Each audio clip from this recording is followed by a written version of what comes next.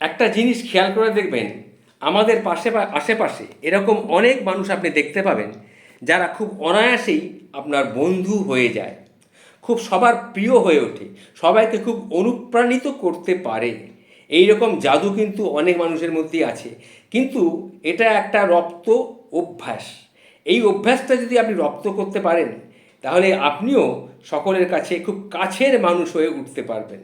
কি করতে হবে আপনাকে, সেই ব্যাপারে দু একটা কথা আপনাদের সামনে তুলে ধরছি, কয়েকটা টিপস দিচ্ছি কি করে আপনি অন্যের খুব কাছের মানুষ হয়ে উঠবেন।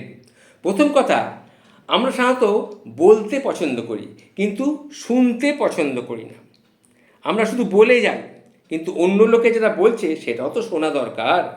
যারা অন্যের কথা মন দিয়ে শোনে তাদেরকে কিন্তু মানুষ খুব পছন্দ করে। কথাতেই আছে, কান দুটো আর মুখ একটা। তাই আগে কথা নয়, আগে শুনুন। তারপরে কি করবেন, একটু সহানুভূতি আপনাকে দেখাতে হবে। অন্যের অনুভূতি বা দৃষ্টিভঙ্গি বোঝার চেষ্টা করতে হবে। তার সঙ্গে দৃঢ় সংযোগ একটা গড়ে তুলতে সাহায্য করবে এটা। পারস্পরিক বিশ্বাস একটা গড়ে উঠবে। মানুষ তাকেই পছন্দ করে যদি তাকে সে বিশ্বাস করতে পারে। আর কি, যদি কাউকে কোনো প্রতিশ্রুতি দেন, সেই প্রতিশ্রুতিটি কিন্তু রাখার চেষ্টা করবেন। তোমার প্রতিশ্রুতি তোমার কাছে তোমার মুখের কথার মূল্য নির্ধারণ করবে। তাই সবসময় প্রতিশ্রুতি রাখার চেষ্টা করুন, তাহলে মানুষ কিন্তু আপনাকে পছন্দ করবে। আর কি করতে হবে, একটু ইতিবাচক হতে হবে। নেতিবাচকতা কেউ কিন্তু পছন্দ করে না। সবসময় ইতিবাচক মনোভাব বজায় রাখতে হবে।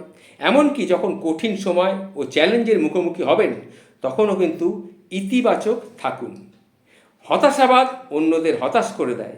ইতিবাচকতা একটি সুন্দর পরিবেশ কিন্তু তৈরি করতেই পারে। আর কি করতে হবে, অন্যকে সম্মান করুন। বলা হয় সম্মান পেতে হলে আগে সম্মান দিতে হয়।